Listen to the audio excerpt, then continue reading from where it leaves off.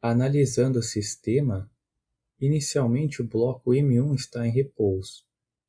Ao ser aplicada a força U, os elementos do sistema se comportarão a fim de manter o estado atual, que é o repouso, se opondo ao movimento. Então, o diagrama de corpo livre DCL para o bloco M1 tem a força U para a direita, a força FK1 para a esquerda, assim como as forças FK2 e FB. A força U puxa K1 para a direita, logo ela se opõe com força para a esquerda, e a força U empurra ou comprime K2 e B para a direita, logo ela se opõe com força para a esquerda. Para sistemas de translação, a segunda lei de Newton diz que o somatório das forças é igual à massa do objeto vezes a sua aceleração. A força exercida pela mola é igual à constante elástica K multiplicado pela diferença da posição.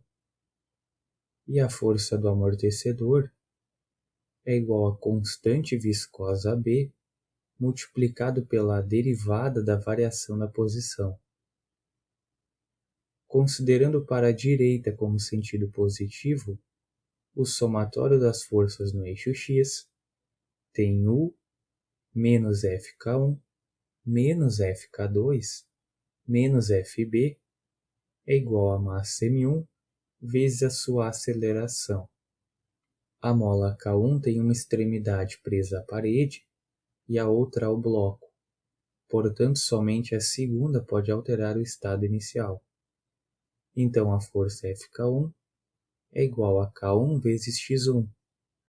A mola K2 tem uma extremidade presa ao bloco de massa m1 e a outra ao bloco de massa m2.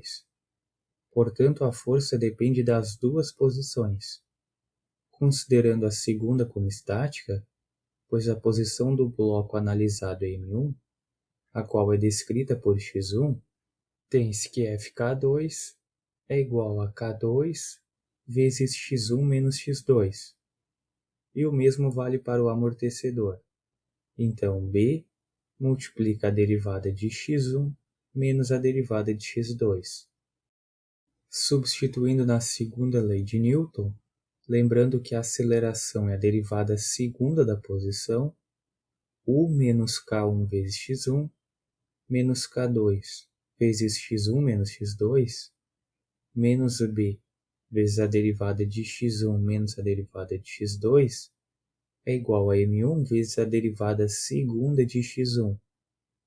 Separando as variáveis, m1 vezes a derivada segunda de x1 mais b vezes a derivada de x1 mais k1 mais k2 vezes x1 é igual a b vezes a derivada de x2 mais k2 vezes x2 mais u. Agora, analisando o segundo bloco, tem-se a força Fk2 e a força Fb para a direita e a força Fk3 para a esquerda. Mas por que Fk2 e Fb para a direita? Porque pela terceira lei de Newton, quando dois corpos interagem, as forças que cada corpo exerce sobre o outro são sempre iguais em módulo e têm sentidos opostos. A mola K1 e o amortecedor B, por terem gerado uma força para a esquerda, fazem o mesmo para a direita, ou seja, o mesmo módulo, mas com sentido oposto, que é a forma como a força U é transmitida ao bloco 2. A mola K3 tem uma extremidade presa à parede, portanto a força só depende de x2. Substituindo na segunda lei de Newton, K2 vezes x1 menos x2 mais b vezes a derivada de x1 menos a derivada de x2 menos K3 vezes x2 é igual a m2 vezes a derivada segunda de x2. Note que as forças de K2 e B são iguais às usadas no bloco de massa m1, exceto pelo sentido oposto. Então, separando as variáveis, b vezes a derivada de x1 mais k2 vezes x1 é igual a m2 vezes a derivada segunda de x2 mais b vezes a derivada de x2 mais k2 mais k3, que multiplica x2. O próximo exemplo tem 3 blocos. Inicialmente, o primeiro está em repouso. Ao ser aplicada a força F de t, os elementos do sistema se comportarão a fim de manter o estado, que é o repouso, se opondo ao movimento. Então, a força F de t para a direita gera uma força Fk1 para a esquerda e uma força Fb1 também para a esquerda. A força F de t puxa a mola para a direita, logo ela se opõe com força para a esquerda, e também empurra ou comprime o amortecedor para a direita. Logo, ele se opõe com força para a esquerda. Aplicando a segunda lei de Newton, o somatório das forças é igual a massa vezes a aceleração. F de t menos Fk1 menos Fb é igual a massa m1 vezes a sua aceleração. Note que o sentido positivo é o mesmo do movimento, para a direita. A mola da esquerda, chamada de K1, tem uma extremidade presa à parede e a outra ao bloco. Então, somente a segunda pode alterar o estado inicial. Portanto, Fk1 é igual a K1 vezes x1 de t. O amortecedor B1 tem uma extremidade presa ao bloco de massa m1 e a outra ao bloco de massa m2. O primeiro e o segundo da esquerda para a direita, respectivamente. Portanto, a força depende das duas posições.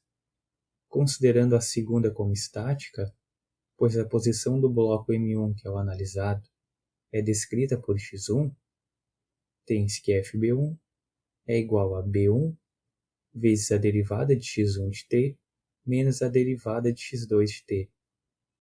Substituindo na segunda lei de Newton, F de t menos K1 vezes x1 de t menos B1 vezes a derivada de x1 de t menos a derivada de x2 de t é igual a m1 vezes a derivada segunda de x1 de t.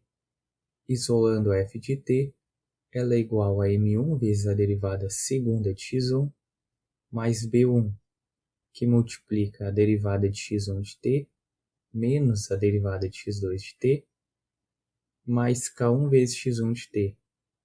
Agora, analisando o segundo bloco, tem-se a força Fb1 para a direita e a força Fk2 para a esquerda.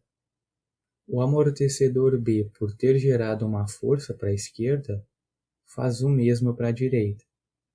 Ou seja, usando a terceira lei de Newton, uma força com o mesmo módulo, mas sentido oposto, que é também a forma como a força F de t é transmitida ao bloco 2. E a força da mola K2 depende de x2 e x3.